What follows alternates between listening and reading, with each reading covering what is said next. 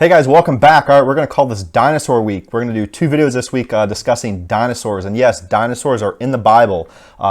This one specifically was called Behemoth, so we're going to dive into this. So if this is your first time here or 20th time here, we're here to cover difficult and controversial Bible topics. We talk about apologetics, creation science, and then every once in a while we'll throw in a world news topic and discuss it from a biblical point of view. And actually this week, a few days ago, was just pretty cool. We had 100 subscribers, so I appreciate that. And whenever you subscribe, tell me where you're from. I love hearing where you guys are from. And actually, just within the last few days, I had people tell me they're from the United Kingdom, Canada, Argentina, the Philippines, and then someone in Michigan. I'm in the United States, I'm in Florida. So pretty cool. These videos are getting around the world. That's super exciting. So I appreciate everyone helping out and subscribing. That's the number one thing you can do is just subscribe and share. That's the best thing you can do to get these videos out. So let's dive into this. So I hold the position that the earth is 6,000 years old and God created everything in 6 days. Well, I guess I should start saying approximately 6,000 years old because no one knows the exact day. But it's approximately 6,000 years old based on the Bible timeline. So we know this by the Messianic genealogy. If you look at this, Adam and Eve were created 4,000 BC up until the Jesus time. That's 4,000 years. From Jesus till now, that's about 2,000 years. The second position I hold is that evolution is the most dangerous religion in the world. It should be taken out of schools. Evolution is not science. It's just a belief. If you want to believe that you evolved from a rock or a sea sponge, we're here to help you. Science is supposed to be observable and experimental. So let's jump into this. So is the word dinosaur in the Bible? The answer is no, but it uses words like Leviathan, dragons, and behemoth. So if you look at fossils, or today you know that there was a Stegosaurus or a T-Rex or a Velociraptor. So we know by talking about those specific words that dinosaurs existed. So the word dinosaur actually wasn't invented until 1841. Richard Owen came up with the name dinosaur 1841 to describe the fossils of extinct reptiles. He coined the word by combining the Greek words dinos, which means terrible, and sauros, which means lizard. So that's where that word comes from. So let's jump into this. What is this creature? This is all the way back in the Old Testament, Job chapter 40. It says, "Behold now, Behemoth, which I made with thee." And actually now I'm looking at this, so if you read in Genesis, creation day 6, he made the animals and man together. So dinosaurs have always lived with man. It says, "Behold now, Behemoth, which I made with thee.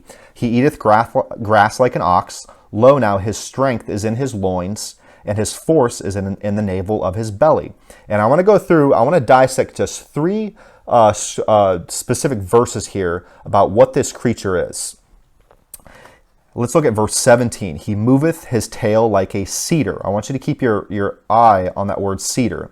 "The sinews of his stones are wrapped together." So what I was reading on this, sinews is tendons, and the stones are his thighs. So this is really strong legs. The sinews, the tendons and his thighs are wrapped together. Verse 18, "His bones are as strong as pieces of brass. His bones are like the bars of iron. He is the chief of the ways of God. He that made him can make his sword to approach unto him." So we're going to look at those three verses there in yellow. So clue one, let's look at this. "He moveth his tail like a cedar. The sinews of his stones are wrapped together." So you read some versions of the Bible, and if you have one of these versions, I would definitely get away from it. There's some Bibles like to say this is a hippopotamus. So if you read that verse back here, like a cedar, a hippopotamus does not have a tail like a cedar. Let's look into this. Hippos measure 9 to 16 feet long, including a tail of about 1.15 to 1.8 feet in length, and 4.3 to 5 feet tall at the shoulder. So looking at that tail, a 1 to 2 foot tail is not a cedar. And you'll have so many Bible versions that like to say this. I don't get it. And then let's look at this. There's another one. If you read the NIV Study Bible, it says that the behemoth is an elephant. So again, if you look at this tail, this is not like a cedar. This is a simile. There's a reason that God tells you this. There's talking to Job. An elephant's tail can be as long as 4.2 feet and is tipped by a series of very coarse and wire-like hair. So based on that, this is not a hippopotamus and this is not an elephant. And if a lot of Bible versions are getting this wrong just in the Old Testament, you need to throw that thing out and get a different Bible. I prefer King James. So let's look at this. Cedar trees. What is a cedar tree? There's tons of species of cedar trees. Cedar trees can grow the heights of 120 feet. Some species grow up to 180 feet. They have a light-colored, spicy, scented wood. That doesn't matter. So I'm just trying to give you the overall aspect of the cedar tree, why it's so big, and why God uses this simile to speak to Job. Native trees can grow up to over 200 feet, although most cultivated trees remain around 60 to 80 feet tall. And look at this right here, 8 to 12 feet wide. There's a reason that God uses this talking to Job. So my interpretation of this is it's some type of sauropod dinosaur. If you look at this dinosaur, this is a Brachiosaurus. The tail takes up a third of its body. And if you look at the length and the width of this tail, we're going to break this down here. This is definitely what the book of Job is talking about. It's talking about Behemoth. Here's another picture. Pretty massive dinosaur. Here's a skeleton of one. I thought this was pretty cool. I went to New York actually at the beginning of the year, and they have a museum over there. Awesome museum. And I had this picture. I wish I could have put it in here, but I couldn't find it. And it shows a sauropod dinosaur. And this thing, I can't even describe the size of this thing. It was just massive. And you just look at it. Its tail was massive. All of its bones. This sauropod dinosaur was just absolutely amazing. If you're ever in New York, go check out that museum. So here it is, sauropod. Any member of the dinosaur subgroup Sauropoda, marked by large size, a long neck and tail, a four-legged stance, and a herbivorous diet. These reptiles were the largest of all dinosaurs and the largest land animals that ever lived. And something to note too is reptiles never stop growing. So when I think it was Noah lived to be 900 years or so, things lived a lot longer. So if you look at reptiles, they never stopped growing. This is why they got so big, because things lived longer back then. So that's clue one. Let's look at clue two. Let's go into this. His bones are as strong as pieces of brass. His bones are like bars of iron. Interesting. Check out this. This is from Drexel.edu. It says, a Drexel team unveils Dreadnoughtus, a gigantic, exceptionally complete sauropod dinosaur. That's just an awesome name in and of itself. So I went ahead and gave you the Cliff Notes version of this article. You have the link here. You can go ahead and look at it, look it up. But this is what it talks about, the Dreadnoughtus. And this was a complete, I guess almost a complete sauropod dinosaur skeleton. So it's 85 feet long, 65 tons, weighed as much as a dozen African elephants, a 30-foot-long tail, 37-foot-long neck, a neck vertebrae with a diameter of over a yard. Just one vertebrae, a diameter of over a yard. And a 6-foot-tall femur. It's a leg. So it says, with a body the size of a house, the weight of a herd of elephants, and a weaponized tail, dreadnoughts would have feared nothing, Lacavara said. Lacavara, he's one of the professors that wrote this. That evokes to me a class of turn-of-the-last-century battleships called the dreadnoughts, which were huge, thickly clad, and virtually impervious. As a result, Lacavara chose the name Dreadnoughtus, meaning fears nothing. I think it's time the herbivores get their due for being the toughest creatures in an environment, he said.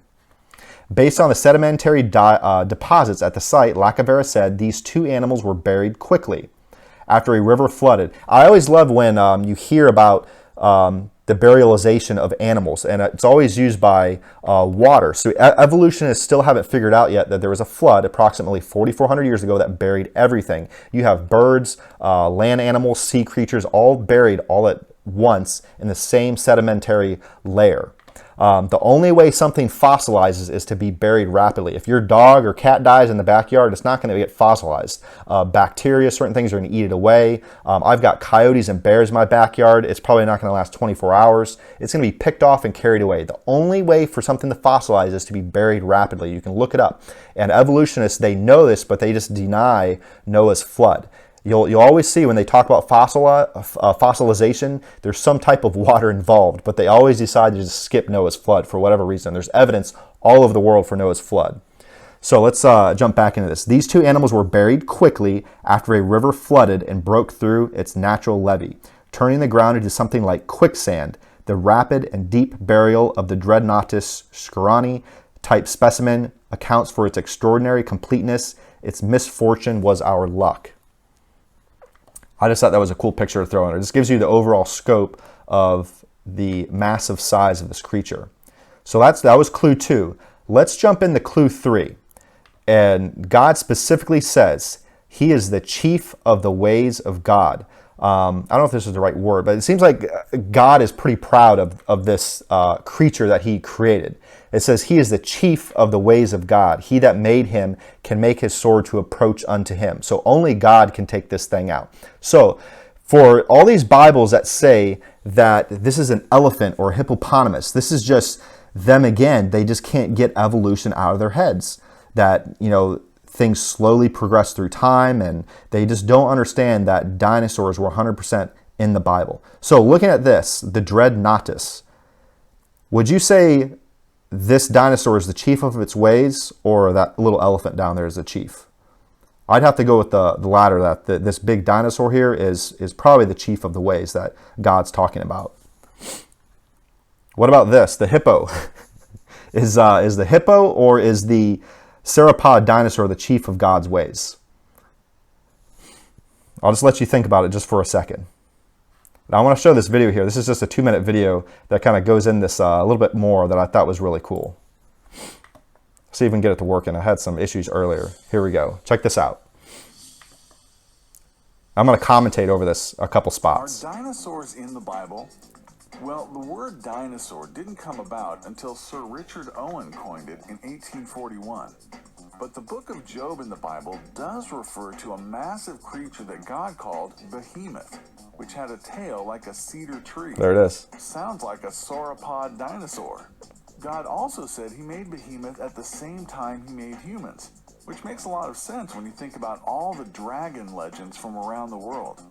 After all, what people call dragons were probably dinosaurs before the word dinosaur existed. St. George fought a dragon. So this video, I'll put the link below if you want it. It comes from the Institute of Creation Research.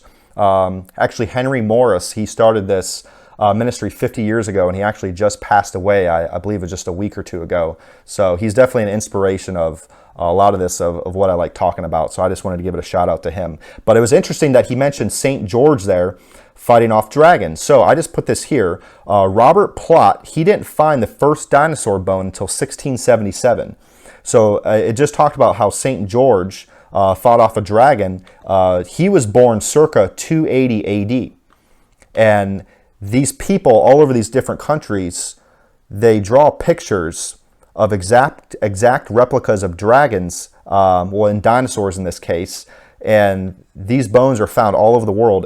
They look identical to what these pictures were drawn hundreds of years ago. So just keep that in mind. So did Alexander the Great's army. So Alexander the Great fought off some type of dinosaur, and he was born 356 BC. This is a pretty well-known guy. And Marco Polo saw one while visiting China. Marco Polo was born 1254 AD. And these are big names. These are in the textbooks saying that they had seen these dinosaurs. In fact, Chinese historians feature dragons alongside other known animals in the Chinese zodiac. If you ever gone to like a Chinese restaurant and you'll see like a little mat they place down, they always have these different animals, and there's always a dragon on those for the zodiac sign. Just interesting. I just think it's interesting. I just want to show you both sides of the evidence. I feel like we've just been indoctrinated just shoving that dinosaurs down our throat, that they're millions of years old, but there's actually a lot of evidence that they're probably only in the thousands of years old. And I actually have another video coming out Thursday after this one that's going to talk about a pretty cool topic.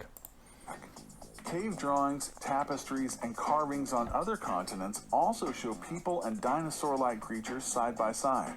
That makes sense, since scientists have found original soft tissues, like blood vessels and red blood cells, in dinosaurs. There is a T-Rex femur. We're going to talk about that on Thursday.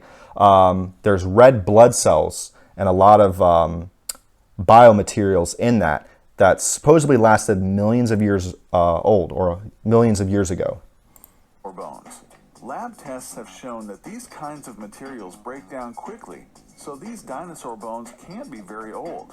As the Bible says, and science confirms, dinosaurs weren't here before humans. They lived at the same time because they were created on the same day. So, pretty cool video. If you want that link, just let me know. I'll post it below. That comes from the Institute of Creation Research. So, what happens from here? So this is what happened. Genesis 1, creation day 6, God said, let the earth bring forth the living creature after his kind, cattle and creeping thing and beasts of the earth after his kind, and it was so. And God made the beasts of the earth after his kind, and cattle after their kind, and everything that creepeth upon the earth after his kind, and God saw that it was good. So God created the beast, every land animal, and every human next to each other on the same exact day, creation day 6. I just have a couple scriptures I just want to throw in here. It says Romans 1:20, for the invisible things of him from the creation of the world are clearly seen, being understood by the things that are made, even his eternal power and Godhead, so that they are without excuse. You can look around, you can see satellites of the earth, the spherical nature of the earth. You can look at the trees and the animals. Just go read up on the complexity of the eye. You can see God's design through everything. It says, because that when they knew God, they glorified him not as God, neither were thankful, but became vain in their imaginations. That's what evolution is. It's just a vain imagination. If you want to believe that you came from a rock or sea sponge, you can believe that. But I get sick and tired of seeing it shoved down people's throats in the public school system, and it veers off a lot of Christians. They don't know how to defend their faith. So that's what a lot of these videos are for. Like, for example, think about this. If I had this pen, if I were just to tell you that this pen just popped into existence with no creator, you're going to say, hey, Graham, I think you're a moron. Someone had to create this. Just look at your body and the cells and the DNA. There's so many complex things in this universe. Everything is irreducible complex. If you take any component away, the whole thing just breaks down. This mouse here, this mouse has zero purpose on Earth, other than to have a synergistic relationship with this computer. That's what this mouse is for. So you can look at any of these components, this computer, and see that there had to be some type of designer. Let's just take, the Bible away from the equation. I just want to maybe just put the word creator in your mind. To say, hey, okay, for right now, say, for example, you don't believe the Bible, fine. We'll get to there. I'm going to show you that the Bible is true and inspired by God. But let's just talk about creator. I just want to get in your head that there is a creator and something infinitely intelligent created us. That's what I'm just trying to convey here. So last thing, if this is your first time here and you're not a Christian, this is how you get saved and become a Christian. It says Romans 10:9 and 10, that if thou shalt confess with thy mouth the Lord Jesus, and shalt believe in thine heart that God hath raised him from the dead, thou shalt be saved. For with the heart man believeth unto righteousness, and with the mouth confession is made unto salvation. So you just say, hey, Jesus, I'm a sinner. I believe you died for my sins. You rose again 3 days later, and I want you to come into my life and take over. And that's all you have to do. And I would recommend getting a King James Bible, and then start with the book of John. You have the Old Testament, the New Testament. You have the Matthew, Mark, Luke, and John. Those are the 4 Gospels. Those are the biographies of Jesus. And start with the book of John. It takes you all the way from the birth of Jesus all the way to his crucifixion and resurrection. And it's a great place to start. So I'll see you guys next time. Thanks for tuning in.